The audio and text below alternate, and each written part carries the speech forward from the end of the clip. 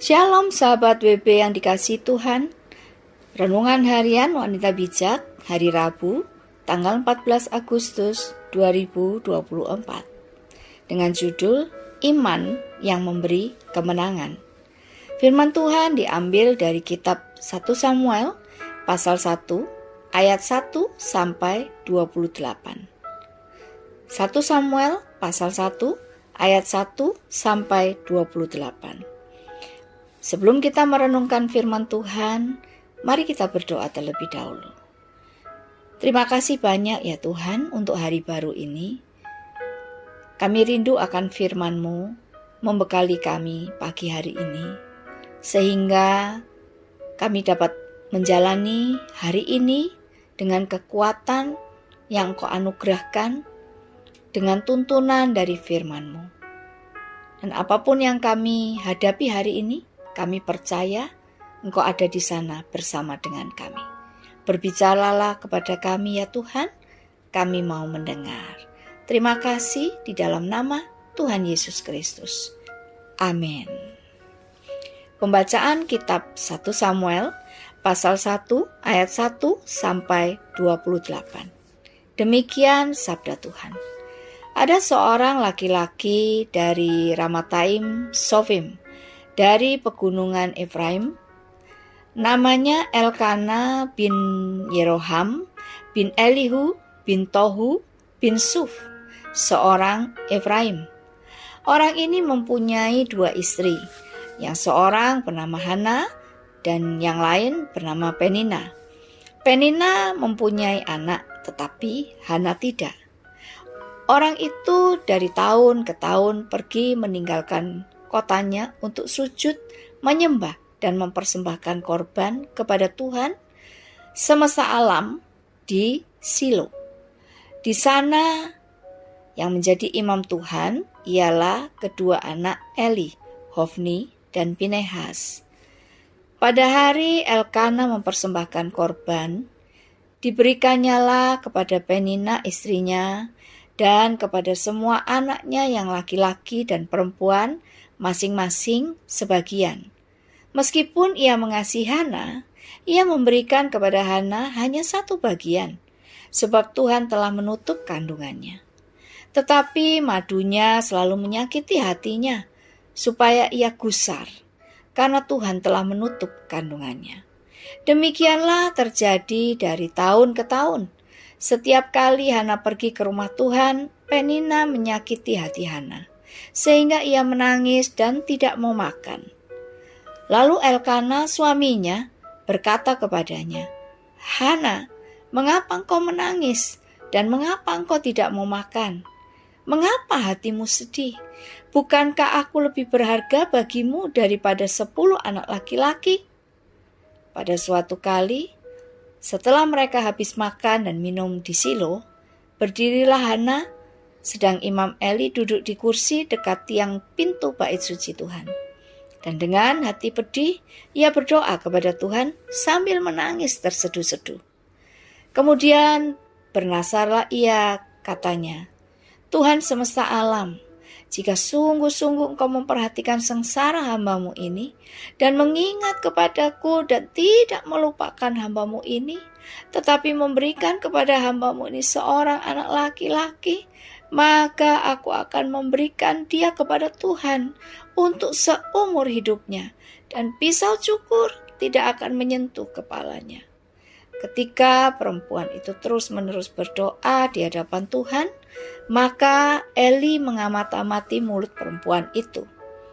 Dan karena Hana berkata-kata dalam hatinya, dan hanya bibirnya saja yang bergerak-gerak, tetapi suaranya tidak kedengaran, maka Eli menyangka perempuan itu mabuk. Lalu Eli berkata kepadanya, "Berapa lama lagi engkau berlaku sebagai orang mabuk? Lepaskanlah dirimu dari mabukmu." Tetapi Hana menjawab, "Bukan, tuanku, aku seorang perempuan yang sangat bersusah hati. Anggur ataupun minuman yang memabukkan tidak kuminum, melainkan aku mencurahkan isi hatiku di hadapan Tuhan. Janganlah anggap hamba-Mu ini seorang perempuan dursila Sebab karena besarnya cemas dan sakit hati, aku berbicara demikian lama.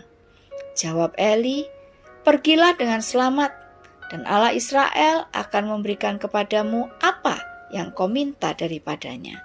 Sesudah itu berkatalah perempuan itu, biarlah hambamu ini mendapat belas kasihan daripadamu. Lalu keluarlah perempuan itu, ia mau makan dan mukanya tidak muram lagi.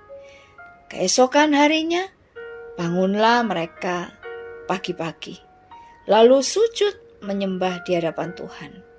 Kemudian pulanglah mereka ke rumahnya di Rama. Ketika Elkana bersetubuh dengan Hana istrinya, Tuhan ingat kepadanya. Maka setahun kemudian mengandunglah Hana dan melahirkan seorang anak laki-laki. Ia menamai anak itu Samuel, sebab katanya, aku telah memintanya daripada Tuhan. Elkana laki-laki itu pergi dengan seisi rumahnya, mempersembahkan korban sembelihan tahunan dan korban nasarnya kepada Tuhan. Tetapi Hana tidak ikut pergi, sebab katanya kepada suaminya, nanti apabila anak itu cerai susu, aku akan mengantarkan dia. Maka ia akan menghadap ke hadirat Tuhan dan tinggal di sana seumur hidupnya. Kemudian Elkana suaminya itu berkata kepadanya, perbuatlah apa yang kau pandang baik, tinggallah sampai engkau menyapih dia. Hanya Tuhan kiranya menepati janjinya.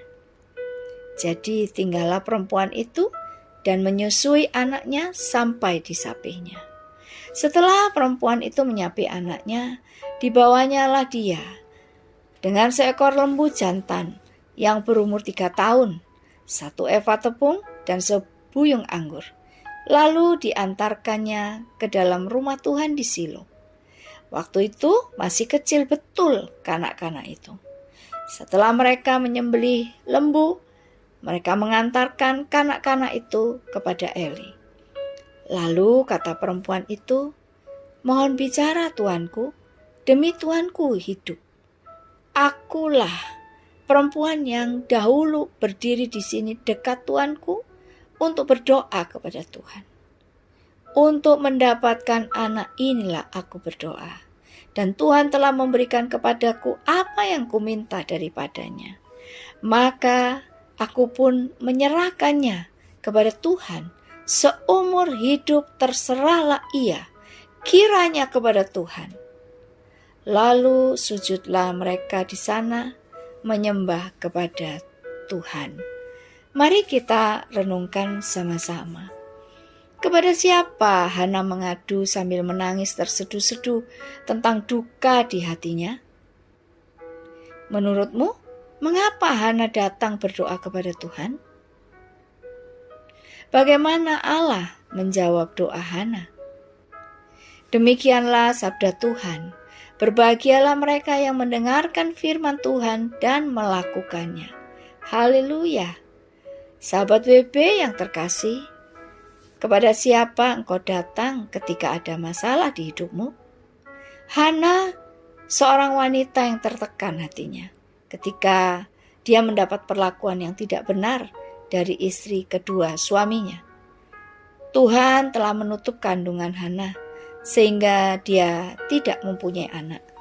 Hal inilah yang menjadi bahan olokan madunya. Hatinya begitu sedih dan terluka ketika dia menerima ejekan tersebut. Bahkan Elkana pun telah menghiburnya, tetapi tidak dapat memulihkan hatinya. Sahabat WB, di tengah situasi tersebut Hana datang kepada Tuhan, mencurahkan kegundahan hatinya. Dengan hancur hati Hana datang kepada Tuhan sambil menangis. Dia percaya Tuhan mendengar curahan hatinya dan menjawab doanya.